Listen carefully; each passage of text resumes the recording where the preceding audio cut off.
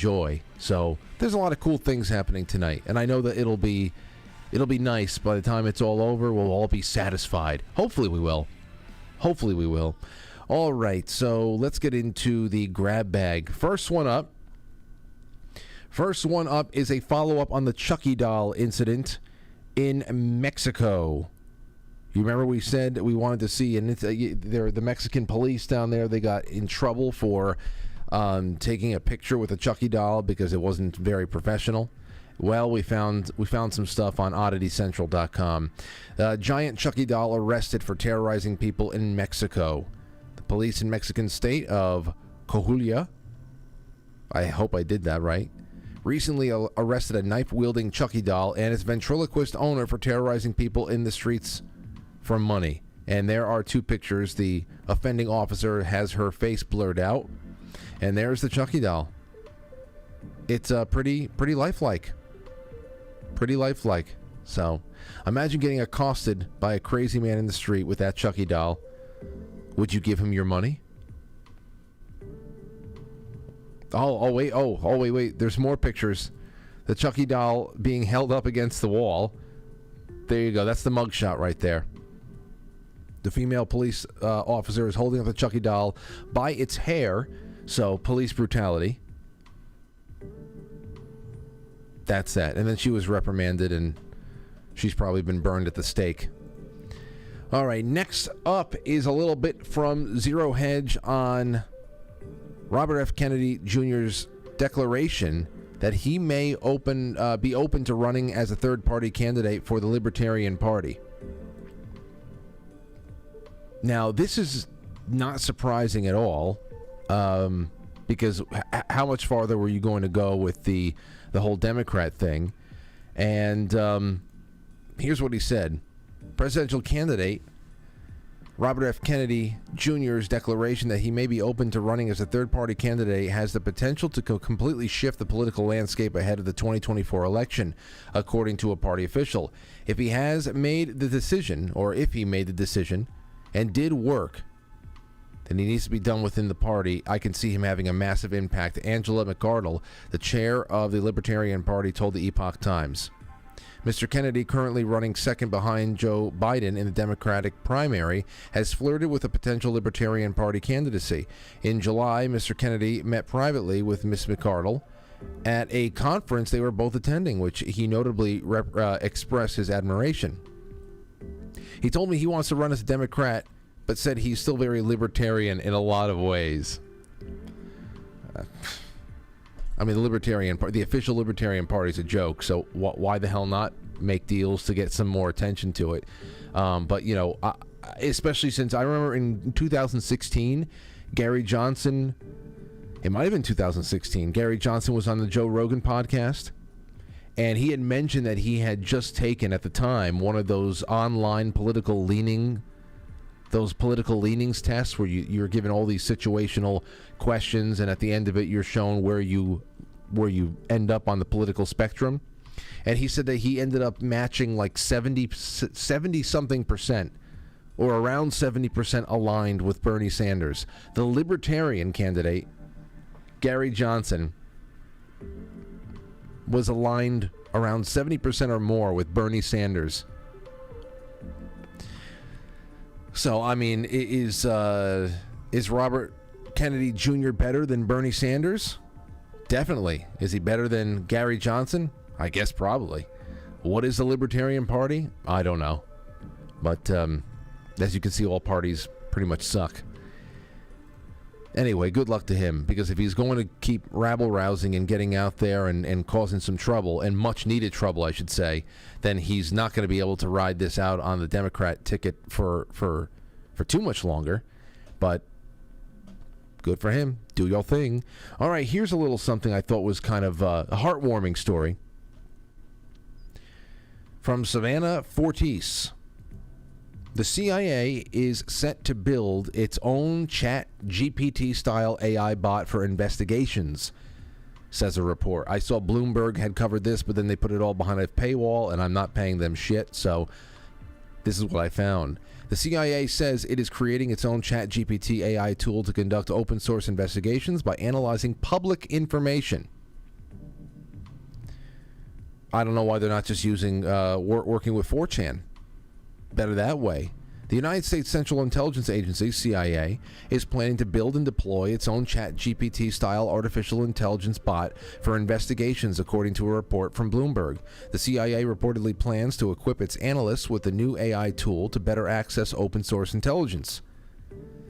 This includes sifting through public information for leads in investigations. Agency officials say they intend to roll out the tool soon.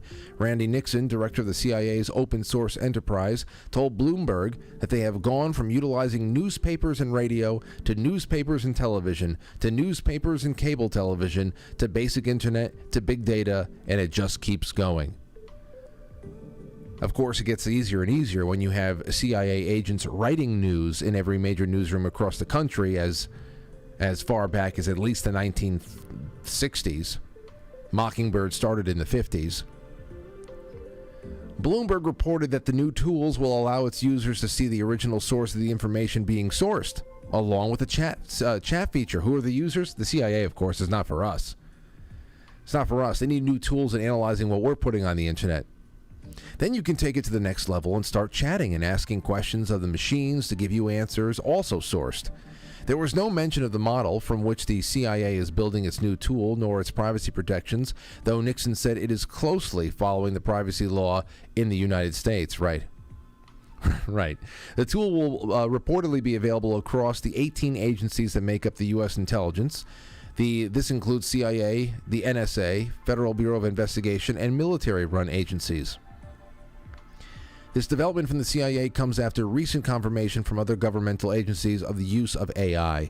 On September 12th, Gary Gensler, the U.S. Securities and Exchange Commission chair, confirmed that U.S. Senate and his department is currently employing AI tools to monitor the finance industry to search for clues of fraud and manipulation. Now, I completely trust, as you all know, a rogue agency which starts wars whenever the hell it wants with no feeling whatsoever, seeds discontent at home and abroad, and is used as a weapon by corporate interests. But this is another reason why, haha, to your VPN. You know, I mean, I have one just for the hell of it, but please. What with the VPNs and the Brave browsers? I uninstalled Brave browser, by the way. I went back to Chrome because it is it was actually screwing with my computer. I have not had one problem since I had my buddies come by and do systems checks and stress tests on the computer and all that stuff. And then we just tried something and went back to Chrome and uninstalled Brave. I haven't had a problem since. If all of my which I thought my computer was about to die, but apparently my CPU and my GPU were the strongest they've ever seen. Very happy to hear that. So I said, whatever, just for the illusion of safety. But ultimately, this story is another one of those things which is like essentially like Space Force, as if this already didn't exist. But this is just a little coming out party, so the public has some kind of a timeline to track what is being used and what's being employed on a little bit more of a delayed schedule. That's it. They're being told about this now. It's been around for God knows how long. I mean, what they're talking about here sounds less advanced than the stuff that we were seeing in the Vault 7 leak. And that was in 2017. So there's a little bit more for you. And the CIA is hard at work all over the place, especially when it comes to the migrant crises and everything else. Of course, they play a support role, if not a leading role in it all, in things like this. A Korean War veteran. Just a little bit more on the invasion that's going on right now. Worse than ever. Endgames kind of stuff. Korean War veteran Frank Tamaro, 95 years old, kicked out of his New York nursing home at short notice so it could be turned into housing for undocumented migrants, illegal aliens, overwhelming the city. More than 200 beds at the Staten Island nursing home were turned over to migrants arriving in New York City. Elderly residents were left scrambling to find new homes after being given 6 weeks' notice to get out. 3,000 migrants are now being housed at the Roosevelt Hotel. These are Korean War veterans Here's a little bit of what he said. Optimum fiber internet has next level speed. Shut up. Never mind. He was very upset. I wanted to play it a little bit. But there you have it. So, and here's one thing I will say tonight, because I'm going to be opening up the lines on a couple of different topics along the way. Speaking of the CIA, here is a call-in topic for you, and I'm creating a special hotline for it. The hotline is called the Warzone hotline. Do you live in an American city that has, or town, village, because everybody is getting a makeover right now in this country, and it's not going to be isolated to one place, to one state, to one city. Do you live in an American city, town, village that has been ravaged by unending waves of social unrest, the looting, illegal immigration, anything tied in with the worsening fake civil rights terror movement of the last decade, or whatever the hell it is? Are you in Philly? Are you in Baltimore? Are you in Chicago? Anywhere in Minnesota? Wherever the hell you are you living inside of an American war zone right now? I want you to call a special hotline tonight. That is 914-369-1236. We're not going to be taking calls right now, but I just want to seed it for you. Write it down. 914-369-1236. That is the Warzone hotline. And then all the general calls, the general line, as you know, is 914-200-0269. So, and just a couple more thoughts before we just jump into the show. I want to just get in there and start thrashing about. But when I was reading about this evicted Korean War vet, and then I was seeing some of the other issues that was going on in the UK. I mean, there's always crime reports. There's always things that are going on. We were just watching that Italian island of Lampedusa the other week that was mobbed by 10,000 Africans out of nowhere. Only 6,000 natives live on the island, and of course that's all going inland. Now the UN, as far as back as just I think about a year or two ago, even went and insinuated that they needed about 60 million more Middle Eastern and African migrants to get into Europe to replace a dying, aging population, because old-fashioned getting together and starting a family just ain't cutting it anymore. And who cares if the population of Europe ebbs and flows as long as it's European? That's just what it is. But they're trying to prevent continental collapse by bringing in people who are absolutely incompatible with the cultures, the very diverse cultures of the continent. Now, when you look into the comments of any kind of video that comes out showing what kind of a hellhole some parts of London are becoming, or Italy, or France, these no-go zones in Sweden, the slums, whatever the hell's going on. Not even just, we're seeing it here in New York, we're seeing it all over the place. And even populations of people who have been here for generations are being completely messed up and triggered into acting nuts and just tearing it all down. On behalf of whom, though? That's the one thing to always ask yourself and to remind yourself, because I see these poor lamentable souls in the comments sometimes, that when it is reported on there is a horrible situation with people, foreigners that are going nuts in European cities and all that, causing problems, fighting, assaulting people, then inevitably there's going to be somebody in the comments that says, well, maybe you shouldn't have ruined the Middle East and Africa for hundreds of years, and burgity-burgity-doo-diggity-bee. And I want to just remind everybody again, especially if you think that way, if you believe that shoeless, unarmed African and Central American men are taking over Europe and the U.S. because of karma, then you are the most imbecilic person on the planet. And you don't have you have company. You have company. There are many people who tie you in imbecilic. You are so low functioning. The same people, ladies and gentlemen, remember, the same people who bombed the Middle East and made mincemeat of Africa and Central and South America and all that. The same people who bombed the homes and all that, they are the ones who are now importing the refugees, so-called, or just ringing the dinner bell for anybody who wants a free ride and some free money and, plenty of vulnerable women to harass, whatever the hell it is. The same people who went out there and waged those wars, clandestine, overt, or otherwise. Those are the people who are importing these tens and millions of foreigners into the West. And why? To be able to destroy the only people who were against the wars, the civilians. These were largely unpopular wars, and we didn't want anything to do with it. But those who really have a stake in how things run, they made it happen. Okay, there is nothing more imbecilic than a person who sees what's going on right now with the migrant crises in both hemispheres and sees it as righteous comeuppance. All right? You were let in.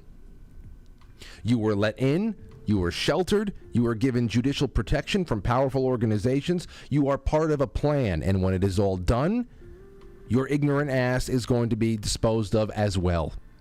Out of all the things that are going on right now, that is very, very upsetting to see people think that this is karma for the West and not completely planned out by the people who committed all those acts that you would think karma would come back on.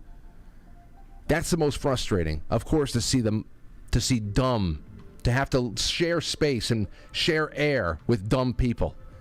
Just don't lose track of the big picture. Great Reset, Agenda 2030, never lose track of it. It's all the same thing. It's all the same in the end, as Sublime said. All right, we'll be right back. Don't go anywhere.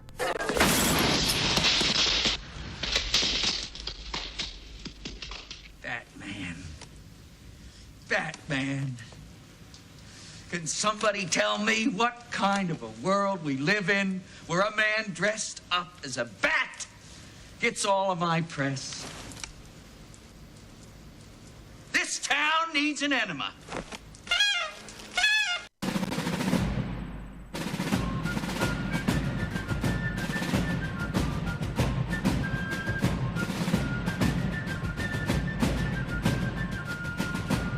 You let one ant stand up to us, then they all might stand up.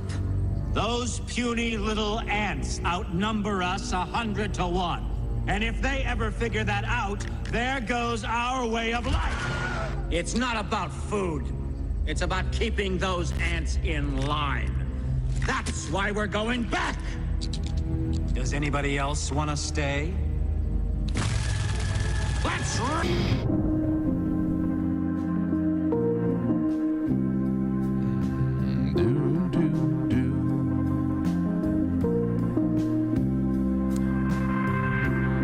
Kind of feels like we're all standing in the waiting line, right?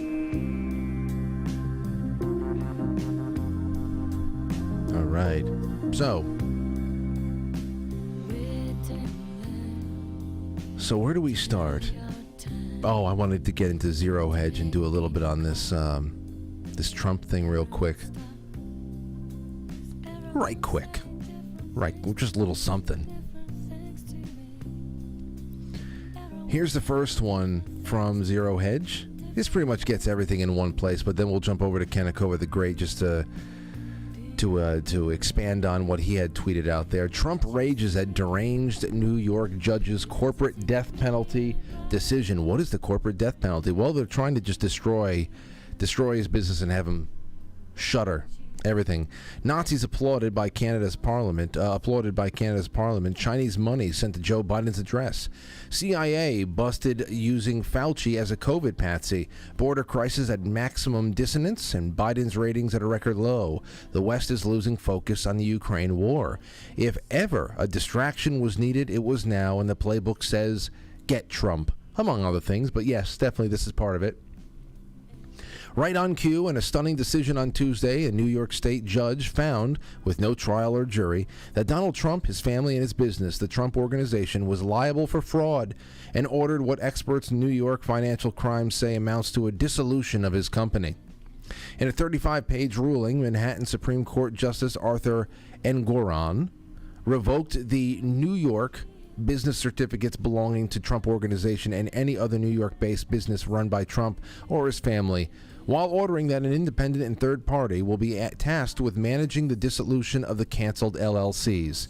It's a staggering judgment, said John Moscow, a former financial crimes prosecutor for the Manhattan District Attorney's Office.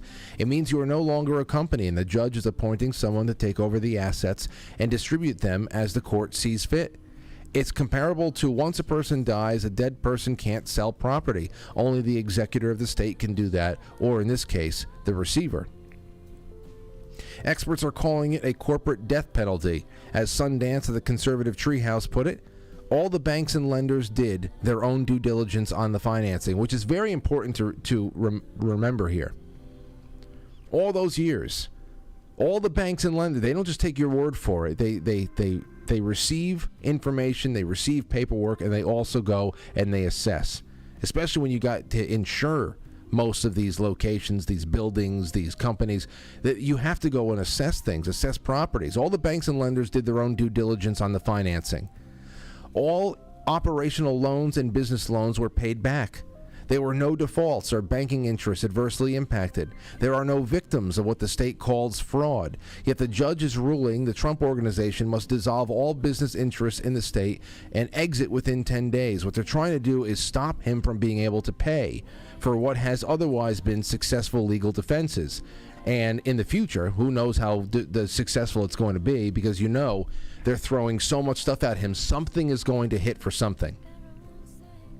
And whether he's able to get out of all of it, to be able to fight it all and go through the appeals process and all that other stuff is going to take money. And a lot of it is personally financed. There's a lot of fundraising going on over there. But this is the rape continues. It is a system that is predicated upon rape. Some people love that because they're sadists. We had a sadist caller last night who enjoys, probably torturing little animals and shoving them up his ass.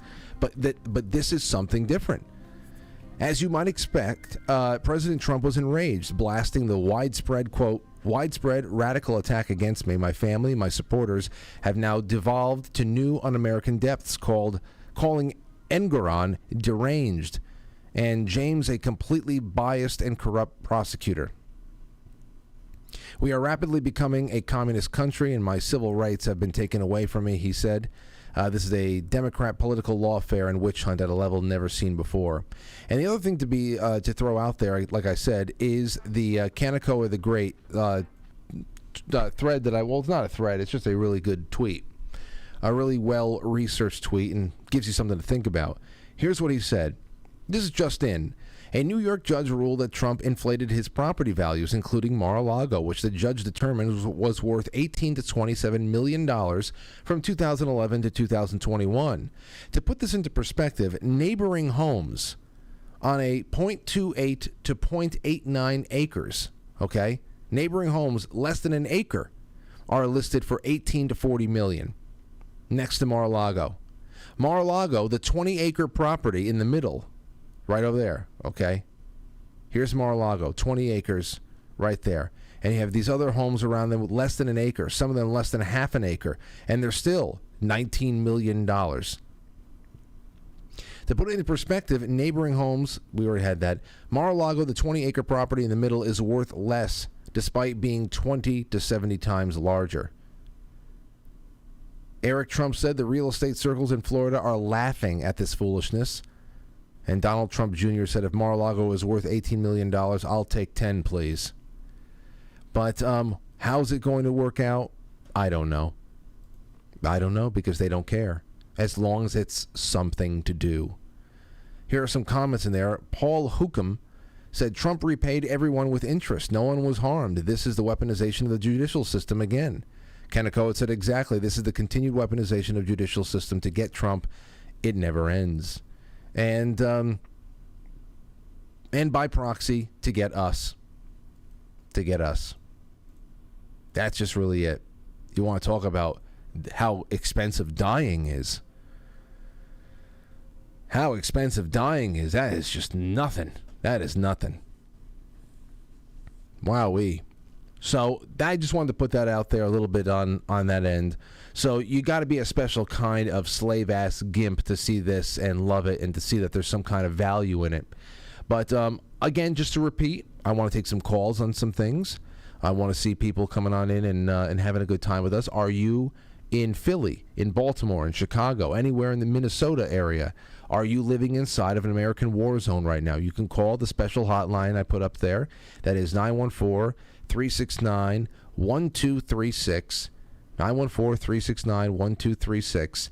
And the general, 914-200-0269. That is going to be good information going forward tonight. Now, as far as what we're doing right now, not taking calls right now, just wanted to keep that up. I have some stranger stories, complete stranger stories that came in. What was the weirdest thing that a complete stranger has ever done to you? That's the question I asked last night. And we had some things that came in afterwards, and then we're going to get into a very strange encounter with Neil DeGrasse Tyson. This is from Jenny. Hello, Frank. One of the strangest encounters was in a grocery store when I went down an aisle. The only other people in the aisle were a couple coming toward me. They were about 70 to 75 years old. The woman was pushing the cart as the man walked beside her. As we passed each other, I met eyes with the man, and he crossed himself as he looked at me. Like the sign of the cross? I wasn't sure if he thought I was an angel or the devil, but I instinctively knew that it meant something. I always wondered what the hell that was about. Best wishes to you and your family, Jenny.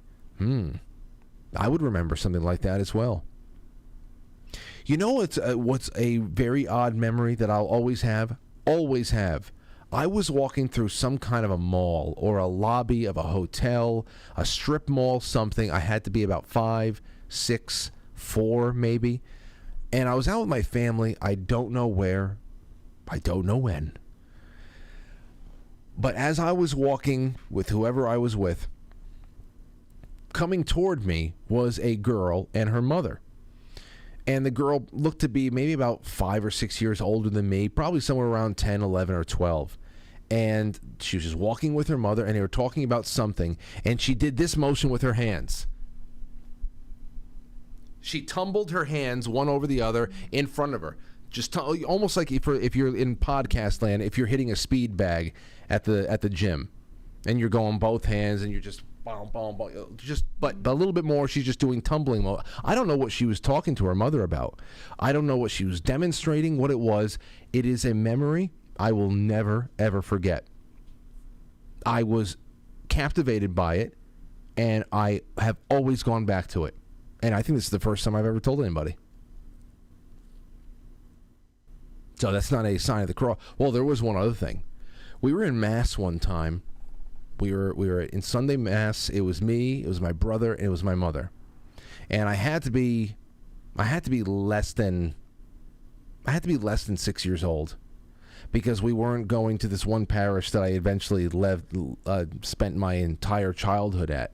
And it was the church in which I was baptized. I was actually just there meeting with a friend of mine yesterday, and I actually saw my baptism records. I was sitting there with Father Pat yesterday, talking to him about one thing or another. Just went there for a visit because he was friends with Father Tom, and he asked, he was just asked. He wanted to learn more about me because Father Tom liked me so much, and so he wanted to know more about me too. And he asked where I was baptized. I was actually right here. And my parents were married here too. So he actually went in the back and got these old dusty books. It's about what year? I said, well, I was born in April of 85, so it had to be maybe September. I don't know. Everybody in my family waits like 3 months for baptisms. At least back then they did. So he goes and he finds these 2 books, and boom, there it is. I was baptized on May 11th, 1985. I was only a month old. I said, wow. That's quick. I thought it was like 3 months was the rule. But to see that, it wasn't digitized. It was this yellowing old book, and it was like really amazing. It was really amazing to see it. It was written in by hand, and that was nice.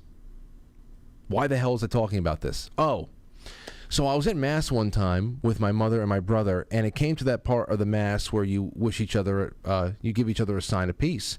And you, at that time, before COVID, you turned around, you faced people, you took their hand, you shook their hand, you looked them in the eye, and you said, "Peace be with you." And now everybody goes like this,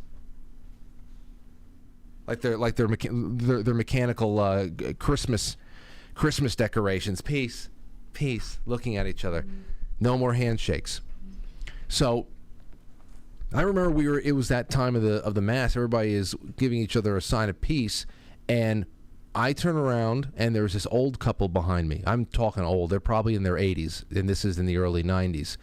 So this old couple's behind me, this old woman and this older man. He looked down at me, and he went to reach out to me, to shake my hand, and I still remember how gentle of a guy he presented himself as, and he really was just very, very nicely putting his hand out, and his wife came over, reached over and put his hand down, almost like rejecting me on his behalf.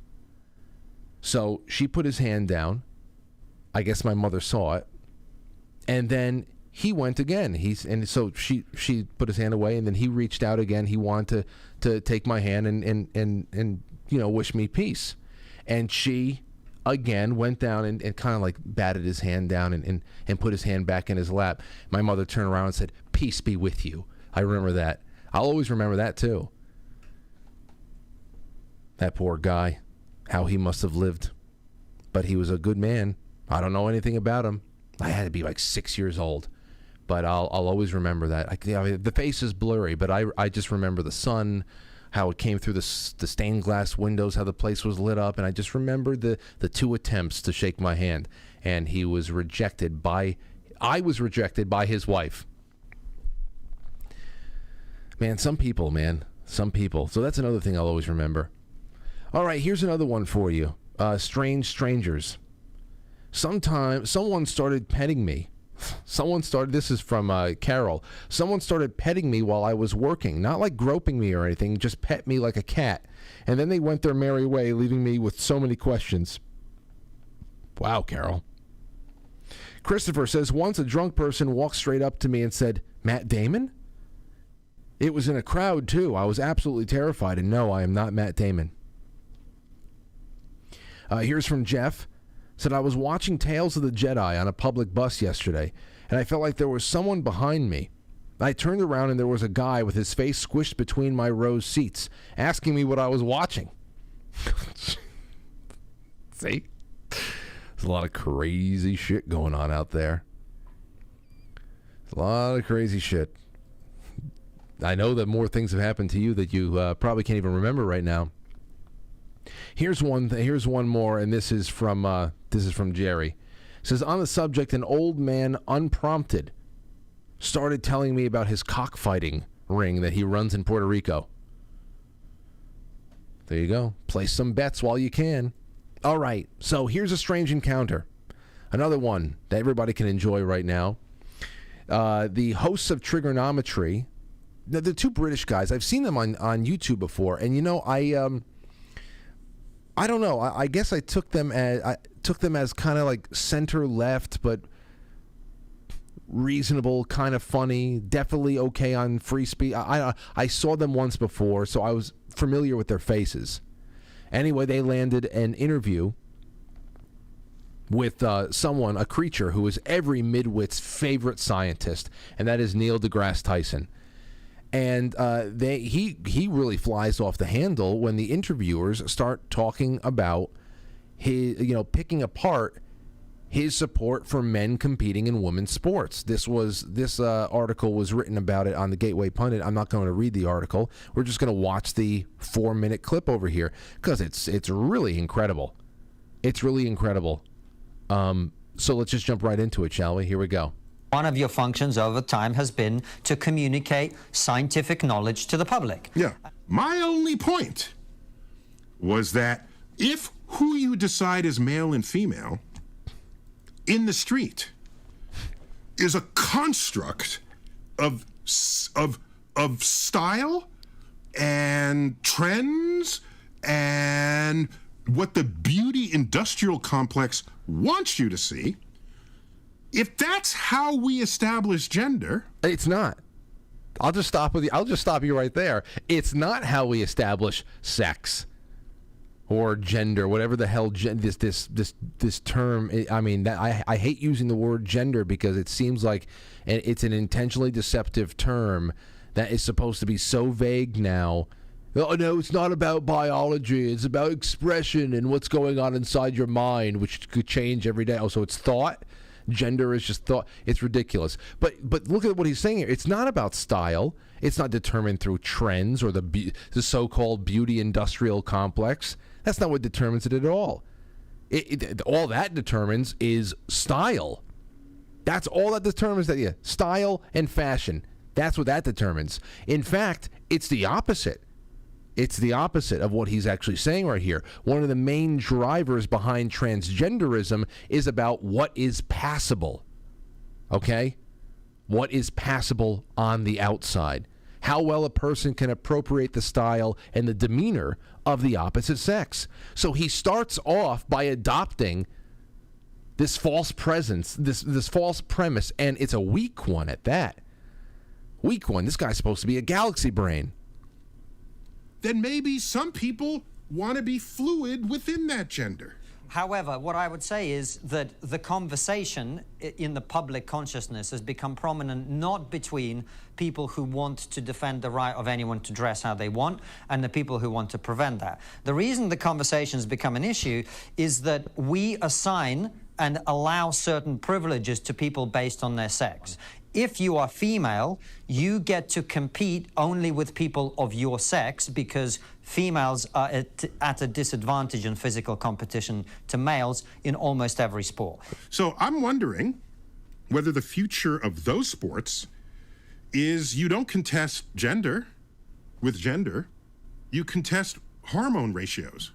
Well, hold on a second. What But do you think of that? the differences physiologically between men and women are not just hormonal. Women have a different hip angle. They have different heart capacity. They have different lung capacity. I mean, there are profound physiological differences, different bone density. We've had professional athletes on the show to talk about it. I don't have a problem with that. So then you find ways. It doesn't matter what you have a problem with. It's just the way it is. You don't need to approve it. It's like, okay, I'll allow it. He'll allow it. Now, I've watched this a little bit. It's only 4 minutes, so I watched it before just to see what we can do with it for the show. So he's going to expand on that. Perhaps we can go and reimagine what competition looks like, where it's not just contesting genders or sexes, but it's contesting something else. This is incredible where it goes. To slice the population so that whatever the event is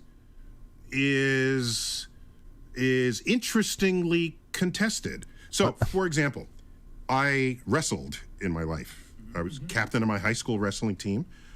It would be unfair for me at 190 pounds, which is what I was back then, to wrestle someone 120 pounds. Hold on. It would actually be unfair for you to wrestle someone who's also 190 pounds but female. Let me work my way there. So, what the trans conversation is foisting upon us is the need to find ways to slice the athletic universe such that we still have interesting fair matches. No, there is no need. It is not. No, the trans nothing is foisting itself upon us. There are crazy people who are foisting this on us. And there is no need, no requirement to change what we know about mankind since its dawn. To be able to, there's no need for us to be able to curtail anything. Because it is just, we're talking about playing pretend in the most feeble of ways. Useless. Again, this is supposed to be a galaxy brain. Is it a combination of did you go through puberty as a male and then transition? Did you have puberty blockers? He's talking about all the different criteria and all the different things now that should be adopted as future. I don't know. I guess future criterion as to where you compete and against whom, just so that you're not talking about sex. That you can allow anybody to go as long as you are being, assessed in one way. But listen to where he goes. What is your hormone level now, if you want to compete? So it requires more creative thought. Rather than saying no to it all, yes, no to it all. Let's be creative about this. It's an unsolved problem. Yes. No, it's a made-up problem. It is a useless, cumbersome problem that there is no solving, because once you think you have a handle on it, it is going to shift and mutate and transform because it is rooted in mental illness. And I don't know why you want to be an enabler of that. But it's not unsolvable, given what we know about human physiology. So why not rise to that occasion and solve it, rather than take your older view of the world and force modern emergent conduct of people to fit that. Emergent conduct of people, modern emergent conduct of people. So it's not physiological. It's psychological. It's psychological. It's behavioral. You're talking about people who are in a world where they think they're trapped between sexes. It is not physiological. That's the whole thing. Because we have had very set standards of athletic competition that have been working now for many, many generations, countless generations. This is not a problem that needs to be solved. Everything's fine, actually, for those of us who are normal. I would go deeper to that problem. So but you don't even have to have that question. Whose opportunities are being curtailed today because they are being forced to compete, whether in sports or elsewhere, against people who have some kind of advantage. Boiling. We're in a transitional period, so we have to figure that out. But the way to figure out things that require solutions to progressive change is not to regress it to how things once were. If that were the case, I would still be drinking from a segregated water fountain, okay? Oh, let's merge the water fountains. And Okay. Where should we start with this one? So he says, let's be creative with how we save Western civilization. How about, well, no, he's not saying that. That's what I hope he would be saying. But now he's talking about the drinking water. Well, let's let him finish his thought. Let's create the opportunities from below so that we don't even need the short list, okay? That's how I would approach this. So yeah, we're in the middle of solving that problem now. Let's figure it out together. I think a lot of people would have an issue with what you're saying, Neil, is because they see women being denied opportunities. They see an unfair playing field, metaphorically and literally speaking. So fix the playing field, damn it! What? Don't say it's an unfair playing field, so all of a sudden the big issue is trans women taking the slot of a woman in an unfair playing field. Fix the playing field, and you know something? The day you fix that playing field, this conversation will look completely ridiculous. Oh, man. Oh, you have put yourself... You have achieved ignoramus immortality, Neil. You have achieved ignoramus immortality. I'm sure that people are going to be asking you to do interviews and sucking your balls for the rest of your life, but you are a fucking moron. You're a moron. If you ever see this, you're a moron.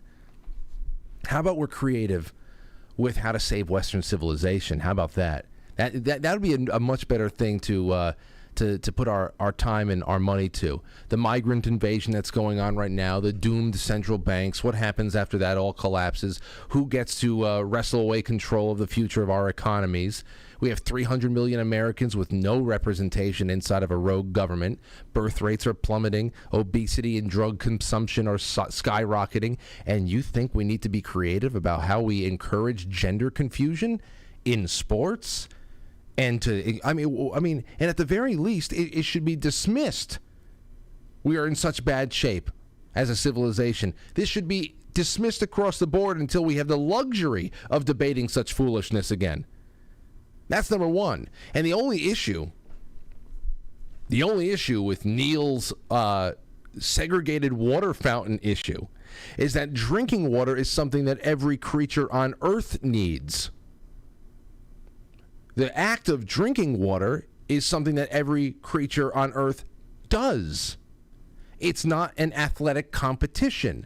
Why would you bring up segregated water fountains to insinuate that exclusive track and field competitions for men and women, respectively, is somehow retrograde and backwards? That is pretty astonishing. And again, pretty weak. This is supposed to be one of the greatest intellectuals of our time. But then again, he's a progressive. What do you want?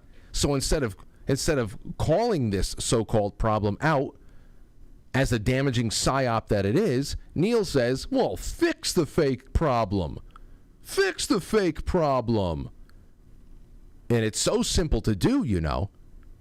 It's so simple to fix this problem. You just have to test every girl and every boy who wants to run in a race to see if their hormone levels match up to each other. Then you have to test each of their bone densities and their hip width and all that other stuff. You have to test all of their lung capacities to see if that's comparable. Test their height and their weight, what drugs they take, what phase of puberty they've already been through. Yeah, there you go. It's all fixed. It's all fixed, Neil. Need to go through a battery of tests just to run a fucking race because that would be easier.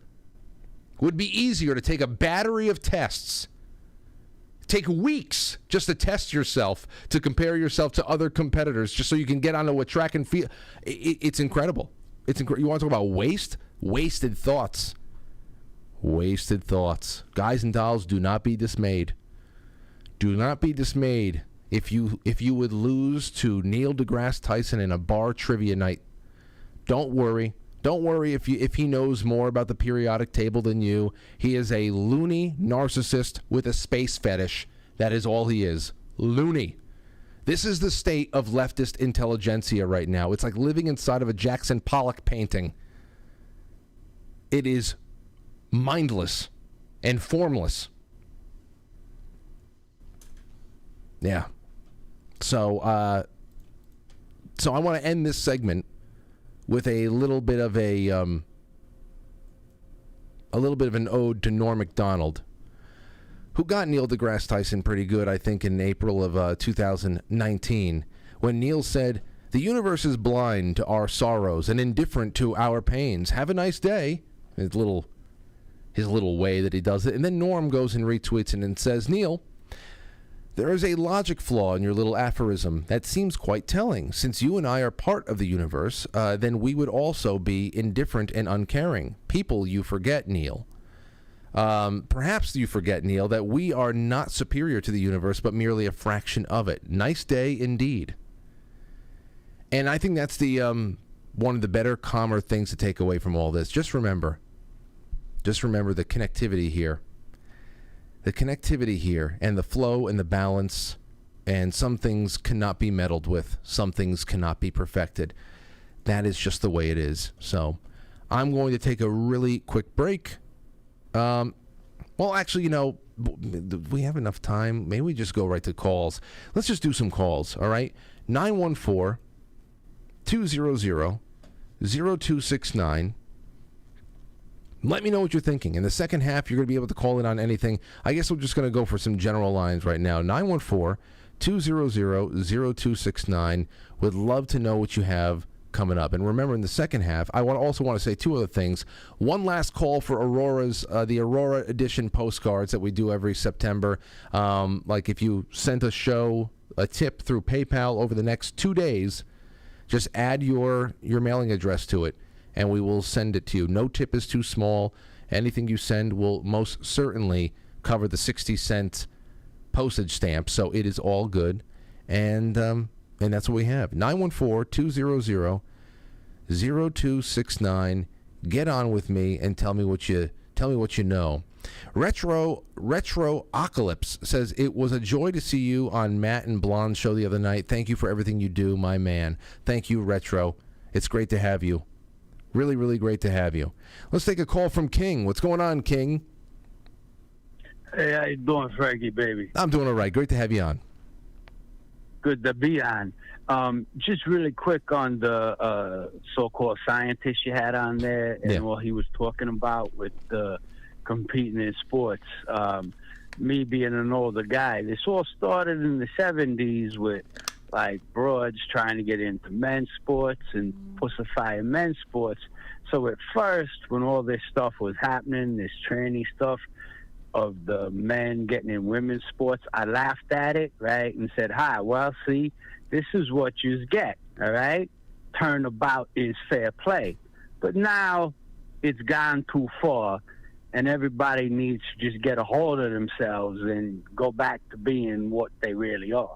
I'm talking about. Absolutely. Oh, that's all. That's the other thing, King. I mean, it's either you get a hold of yourselves, or this whole thing is going to pull itself apart, and you're back to square one anyway. There's no way that this keeps up. It's a fantasy, and it's only being pieced together right now because some people know that the kind of cultural chaos it's creating is advantageous at the moment. Eventually, it's unsustainable. Nobody who comes to power wants to rule over a bunch of people who don't know what gender they are. Right now, it is advantageous because it creates chaos and political opportunity. Yeah, and like if we go back to what I was talking about when I was young, and all of a sudden they started having girls in Little League, and I was one of the few guys that, well, I wasn't a guy, I was a boy back then that was like, what the fuck, get them out of here. And of course I was looked down on for saying that because I'm recognizing like reality. I would just like to say back then, any father that would push his daughter to go in to playing with the boys, you ain't no father, you ain't no man that you would put your daughter in that situation. Well, we've definitely come since the 70s. You can just see how it's gone very far in both. That's where, well, I mean, it goes back a little further to the 60s, but it really ramped up in the 70s. So, broads, be happy with being broads. We love you as broads, all right? We do. We really do. You don't have to compete on our playing field. We respect you being yourselves and competing on your own playing field. You don't have to be with us all the time. Good points, King. And to be honest, thank you for the call, my man. Thank you for taking it, sir. All righty. And on that, I would have to just say on behalf of vast majority of women out there and girls, I don't think that that is really something that they want to do. I really don't think so. I mean, Little League Baseball, I've coached some of the best players I ever coached. Some of the most coachable and talented players I ever coached were girls. And those are some of the best memories of my life. And they go on. But again, you hit 12 years old, and the boys go on to the big field, the 60-90 field, and then the girls go on to softball, and that's where you go. I think, when you're 10, 11, 12, I have no problem with girls playing Little League. And I've had great success coaching them, and they're very capable. But ultimately, what we're seeing right now with like Riley Gaines and everybody else across one sport or another, one competitive, one competition or another, is what they're actually petitioning for is to be left to compete in an environment that best suits them and that gives them a chance to succeed. They're actually protesting the fact that they are having opportunities stolen from them by men. So, those who are protesting against it and wanting to change this all up, I don't think those people are watching this show. I think that they are I don't know what the hell they're doing right now. Sacrificing chickens somewhere. Makes no sense. All right, let's take another call. 484, you're on the air. Go ahead. 484? Hey. Hey, who's this? Yeah, how's it going? Going well. Who's this? This is John. John, welcome. Frank. Yeah, welcome to the show, John. Hey, how's everything going? Oh, well, it's going. It's going. What's on your mind tonight? Well, I'm sitting here with my folks, and we're enjoying your show very much. I turned you on to them, and it's been a lot of fun. How old, John? How old are your parents? They're in their 70s. Okay, ask them if my potty mouth has turned them off at all. I'm very sorry. I keep forgetting who's watching. No, not at all. I mean, I'll ask you. You guys, have a problem with his potty mouth?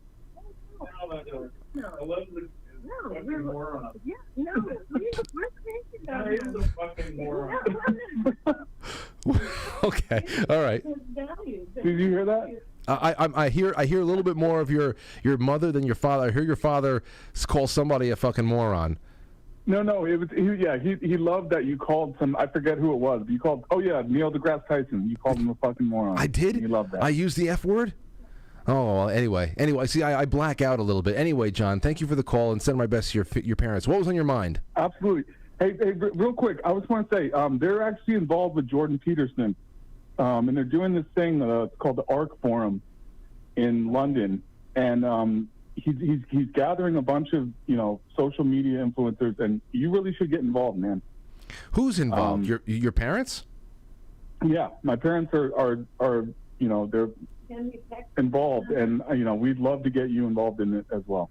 Oh well, I mean, I London. First of all, I don't even know what the thing is, but why don't you just email me? I'd love to hear a little bit more about what you're doing there. That would be nice to at least hear about. Yeah, absolutely. I mean, I've been listening to you for years, man. I really appreciate what you've been doing. Honestly, you're a voice in the wilderness, and you're smart, you're intelligent, and you're growing very strongly. And I can tell you've got big things ahead, and this is an opportunity I think we should pounce on. Get you involved with these guys for sure. Well, John, I'll be looking out for your email, and I'd love to at least take a gander at what you got there. And thank you for at least considering me worthy, and I really appreciate the compliments and all the best to your parents over there too. Call in more, okay? Okay, we'll do, man. Take care. All right, take care. Thank you so much. Bye. Let's go to one more call before break. Let's go 717. You're on the air. Go ahead. Hello. Hello. Thank you for taking my call, Frank. Oh, no problem. Who's this? This is Absurdist Annie. Hello, Annie. No, Absurdist Annie. Absurdist Annie? Yes. Okay, so I can't call you Annie though. Well, no, you can't. You have to call me Absurdist Annie. There's just so many syllables. Hey, listen, I have three things. First of all, I'd like to thank you so much for opening up general conversation. Okay. And I have three quick things to say. The first thing is there's a lot of division right now, people talking about boomers and all this, divisive type language. And I hope the young people realize that things were just as sequestered in the media as they are now. So give them a break. The second thing is Brooks Robinson, number 5, the human vacuum cleaner, Yep. died yesterday. Rest in peace, Brooks, one of the best third basemen to ever play the game. Yeah, and I haven't heard hardly any. I had to call my cousin because he's a big fan down in Florida. Shout out to Tim. And he didn't hear about it. Okay, what's the third? And he's always watching ESPN and all the, sports channels and everything. And he was a good, decent man. All us children used to look up to him. Yeah, and listen, I'm a Yankee fan. Obviously, he's before my time, but you grow up learning about the greats, and you always learn about Brooks Robinson. So, what's your third thing there, Annie? Well, the third thing is October 9th is Fire Prevention Week. Okay. And if you guys will look on your Google calendars and everything, you won't see it anymore. Fire prevention? Oh, you think it's a conspiracy? Well, I mean, they took it off. It's been a commemorative date since 1928 under the presidency of Calvin Coolidge. It was recognized for the week of the 9th because on the 9th of October, the Great Chicago Fire burned. Well, they need time. They need a lot of extra space in that the first half of October. And thank you for the call, Annie. I got to get on to my intermission now.